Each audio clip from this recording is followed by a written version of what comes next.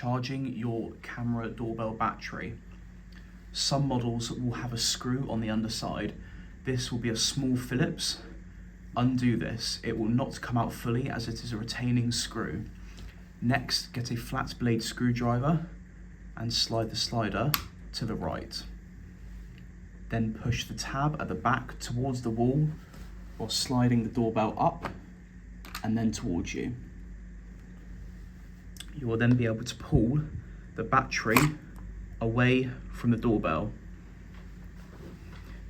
You will then be greeted with the connection for the doorbell, an LED, and a port to plug the cable into. The cable you got given with the doorbell, provided in the box on the install, is this one here. It's a USB-A to USB-B cable. Plug that into there, plug it into any USB socket.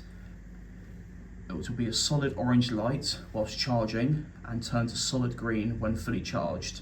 When fully charged, reverse the steps.